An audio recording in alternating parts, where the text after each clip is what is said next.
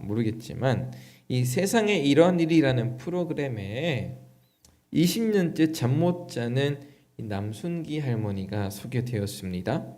이 할머니는 제작진에게 한 20년은 못 잔 것 같더라며 이 졸리면 자는데 졸리지가 않기 때문에 못 잔다고 이렇게 자기를 소개하셨어요.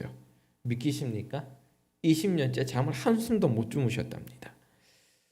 이 밭일을 마친 후에 집에 돌아온 할머니는 이 저녁에 뭐 하세요? 라고 묻는 이 제작진의 질문에 아무것도 못합니다.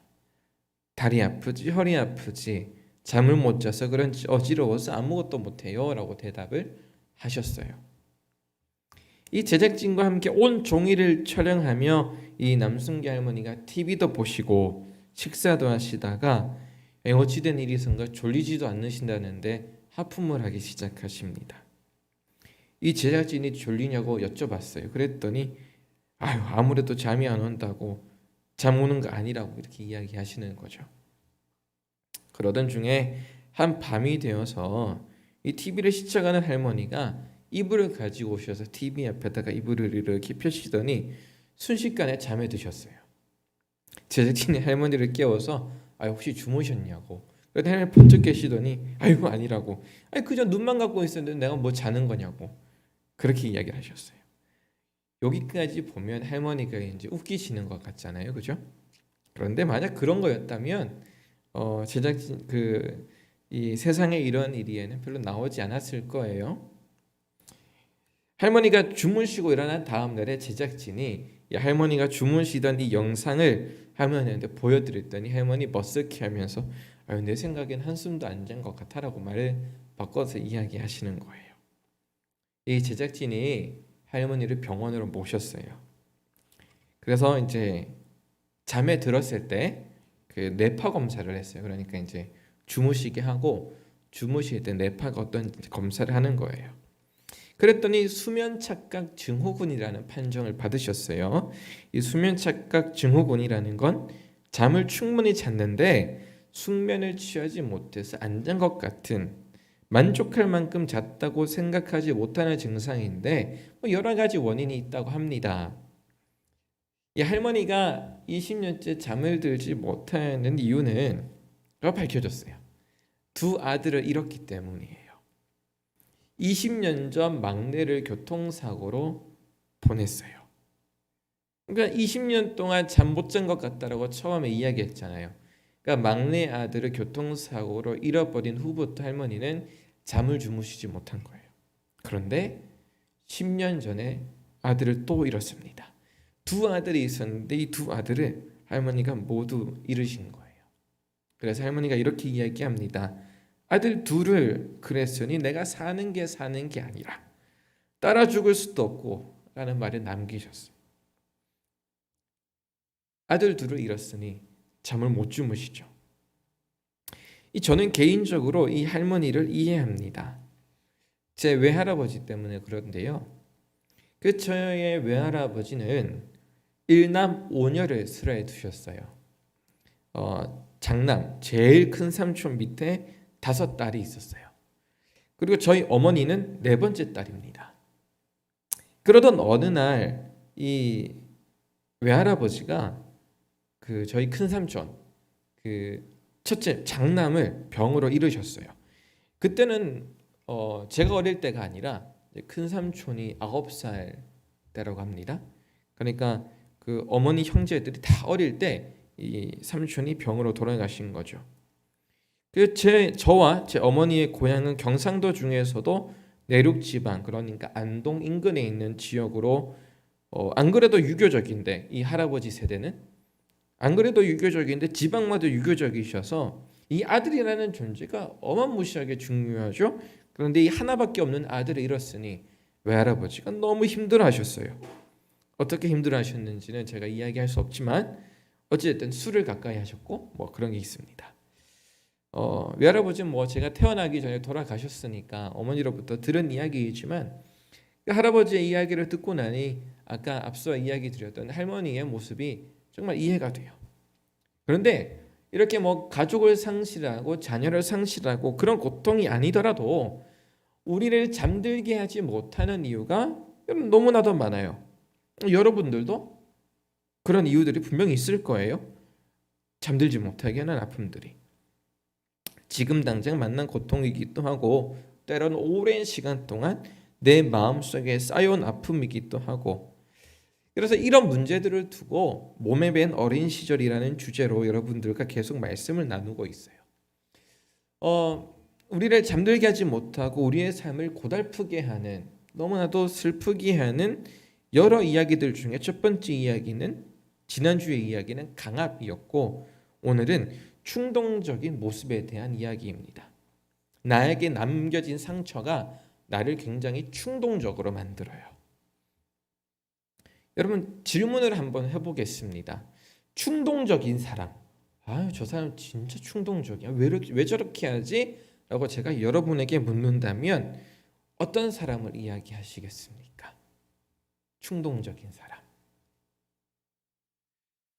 여러분, 충동적인 사람은 다른 사람의 감정이나 권리를 아주 쉽게 침해합니다.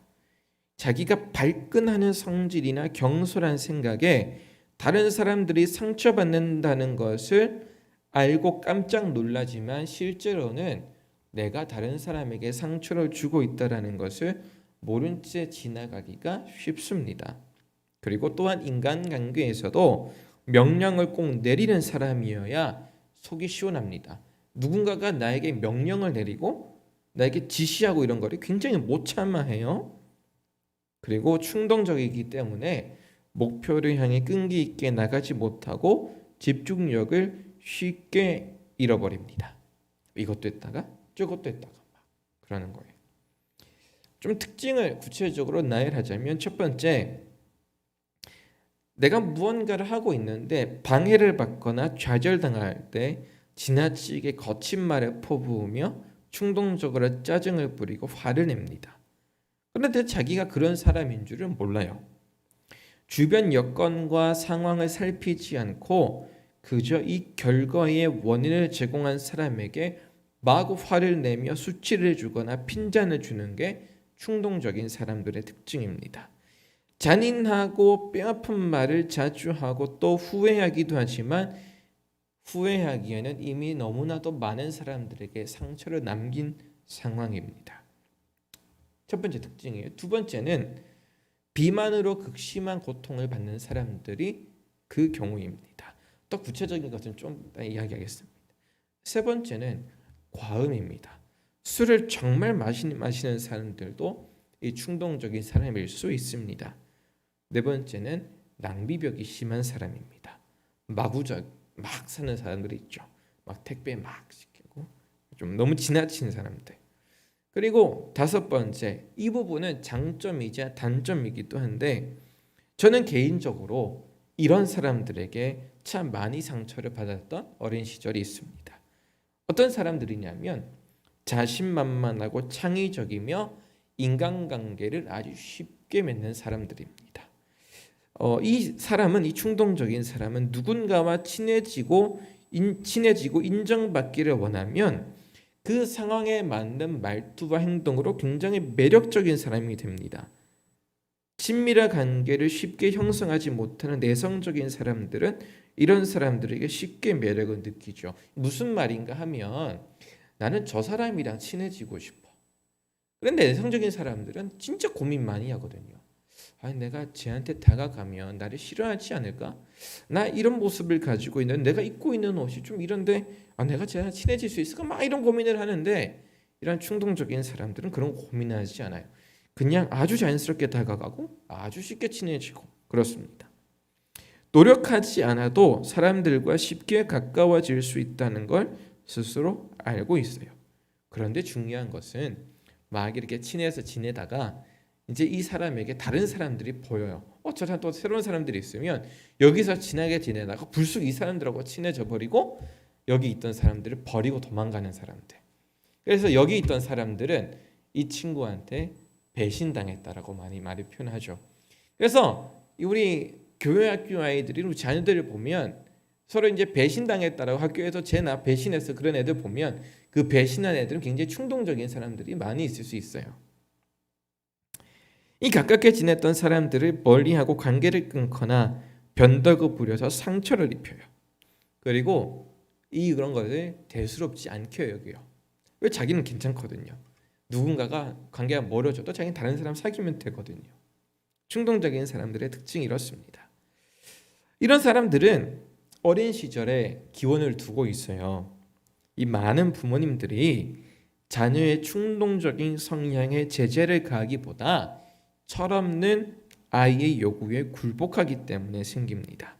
이 자녀가 성장하는 과정의 중요한 고비에 안 된다라고 거절해야 되는 순간이 분명 있는데 그렇지 못하기 때문에 그래요. 그러다 보니까 어렸을 때 제재를 당해야 되는데 그걸 경험해보지 못하다가 이 자녀들이 성장하게 되면, 그래서 어른이 되어서 누군가가 나에게 제약을, 예를 들어서 회사 생활을 할 때 내 마음대로 할 수 없잖아요. 누가 제약을 가하게 되면 너무 힘들어하고 곤혹스러워하죠. 아직 아무것도 모르는 자녀에게 이 상존노를 막 다 받아주는 게 사랑이라고 이야기를 하죠. 눈에 넣어도 아프지 않을 내 아이가 바라는 뭐든 먹여주겠느냐라고 이야기를 하지만, 자녀에게 굴복하는 것과 자녀를 사랑하고 보호하는 것은 분명히 구분되어야 되죠. 이런 이야기를 전제로 해서 아까 처음에 이야기했던 것들, 충동적인 사람들의 특징을 다시 이야기하면, 비만으로 극심한 고통을 받는 사람들은 왜 그러냐? 어렸을 때 음식을 먹이기 위해 애를 쓰며 음식 투정을 다 받아주던 어머니가 있었을 가능성이 있고요. 이런 경우에는 음식 섭취에 제재를 가하지 않으면 이 자녀는 성장해서 어떤 모습을 보일 수 있냐면, 너무 살이 찌고 몸 관리를 해야 되는데 성탄절이니까 친구 생일이니까 요거 하나 정도 먹어도 되겠지. 자기 합리화가 돼요. 내 스스로 이걸 제지하지 않는다라는 거죠. 두 번째, 과음입니다. 술을 너무 마셔요. 근데 제재해야지. 그만 먹어야지. 절제해야지 하지만 먹는 순간 술이 술을 부른다고 그냥 다 들어가게 되죠. 그래서 주변 친구들한테 이야기합니다. 내가 술을 마시게 되면 좀 제재하라고.